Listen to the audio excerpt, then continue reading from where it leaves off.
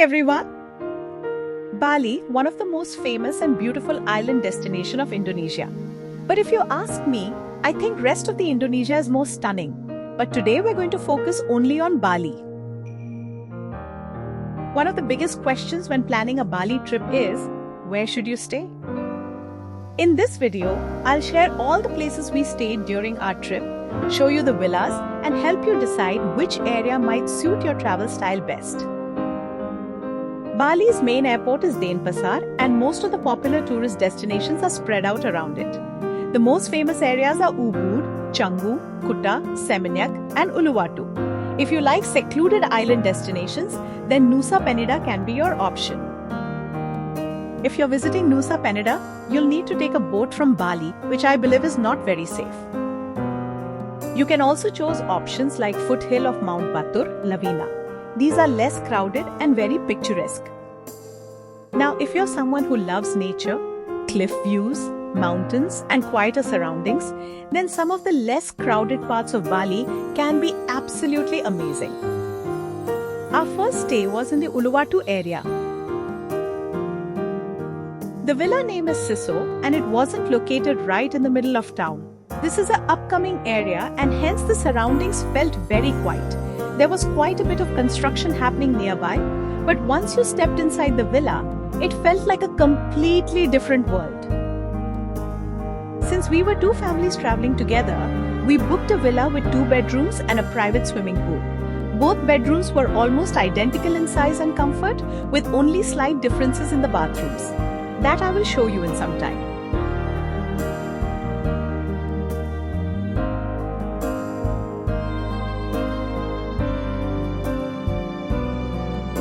The rooms were simple but beautifully designed with a modern Balinese feel. Both the rooms have queen beds. Instead of traditional wardrobes, there were concrete shelves built into the walls for storage. It had a very minimalist and stylish look. The bathroom is large and open, something you'll see in many Bali villas. But there is no covered shower area, so the entire place becomes wet and messy after use.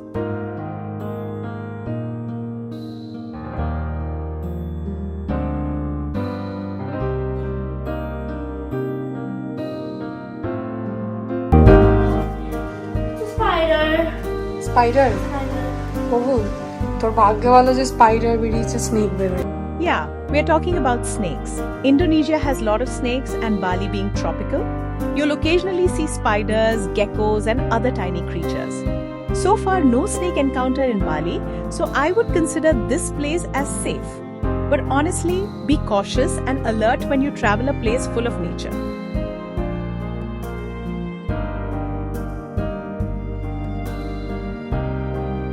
The common area is always my favorite parts for villas like this. There was a beautiful wooden dining table, a fully equipped kitchen, a coffee machine, microwave, fridge, and everything you could possibly need to prepare your own food.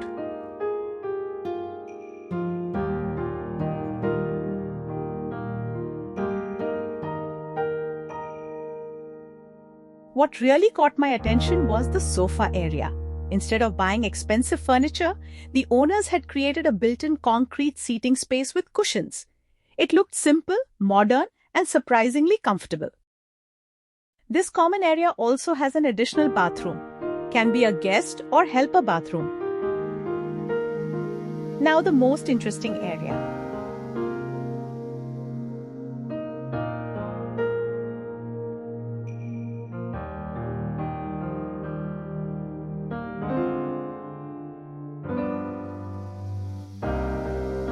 The villa also had a large private terrace. The surrounding walls were high enough that nobody could look in, giving us complete privacy. That was actually one of the main reasons we chose this property.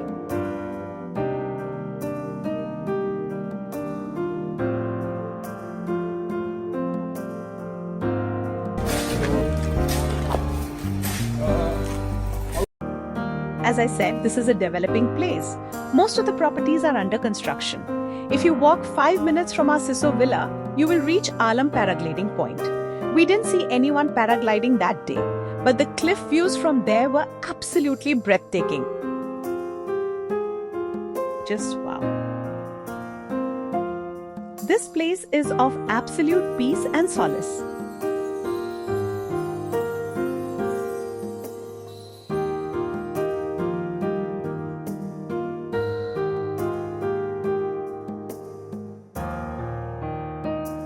Let me call out. While the villa itself was fantastic, food options nearby were a little limited. If you're hungry late at night, food delivery might be your only option. I came across a beautiful villa called Aloha and decided to check it out. One of the first things I noticed in Bali was the small daily prayer offerings placed outside homes and establishments, which adds to the island's unique charm. The villa itself is aesthetically stunning, featuring a large common swimming pool surrounded by charming cottages. There is also a beautifully designed common area that creates a relaxing and welcoming atmosphere. However, if you're traveling as a couple, privacy may be a concern since many of the facilities are shared. On the other hand, if you're traveling with a large group of friends or family, this is an excellent choice. Our next villa was in Seminyak called Villa Brianna.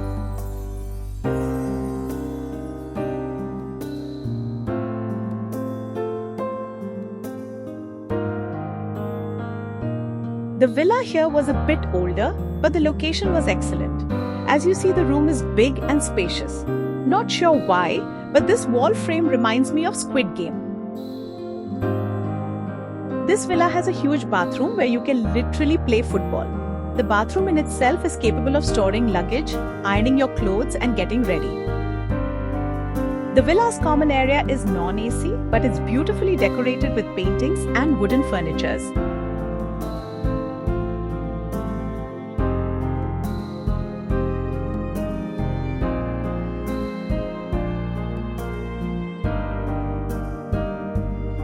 Given Bali's warm weather, the first thing we did after checking in was jump straight into the pool.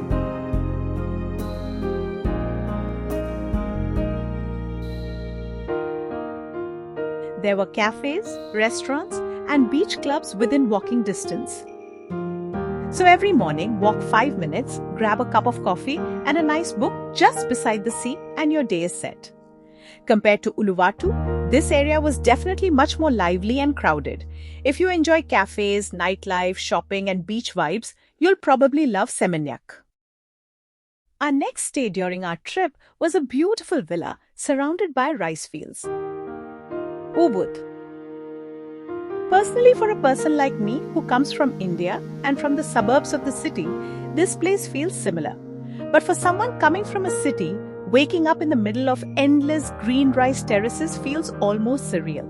It was one of those experiences that makes you stop and appreciate where you are.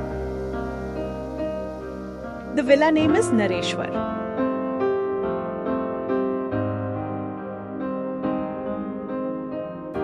The villa had 2 bedrooms, a kitchen, a large swimming pool, and amazing views all around. When we arrived, they even welcomed us with complimentary drinks. It's a small gesture, but little things like that really add to the travel experience.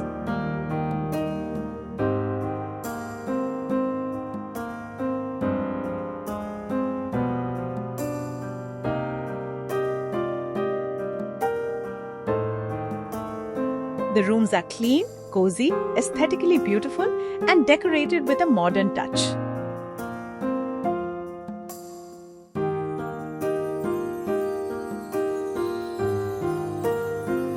The bathroom is smaller and more compact compared to the one at Villa Brianna, but it is well designed and fully functional. While you guys check out the rooms, let me give you a very important tip. If you're visiting Bali, I highly recommend renting a scooter. You can choose to stay near the beach where everything is within walking distance and there are plenty of restaurants and cafes, but those areas are usually crowded. Or you can stay somewhere quieter and more scenic, surrounded by nature and beautiful views. In that case, having a scooter becomes almost essential. At the end of the day, Bali has so many amazing places to visit, eat, and explore that it's easy to get overwhelmed. For your reference, I have prepared few slides where you can get everything you need to know for planning Bali trip.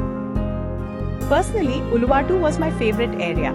It felt less crowded, more peaceful, and incredibly beautiful. If you love nature and privacy, I think you'll enjoy it too. Seminyak, Canggu, and Kuta are great if you prefer a more vibrant atmosphere with easy access to food, beaches, and nightlife. Most of your sightseeing Mount Batur trek temples will be from Ubud, so pause the video and check the details out. Finally, all the villas you saw in this video were booked through Marriott Homes and Villas. I have given the links and prices in the description box. Marriott property by default doesn't mean costly. These villas are also available in booking.com and Agoda. But from my experience, the photos in Marriott's site were quite accurate, and I've never had a bad experience booking through the platform. I hope this video helps you plan your Bali trip better. In the next video, I'll take you to one of Bali's most famous temples. Thanks for watching. Bye.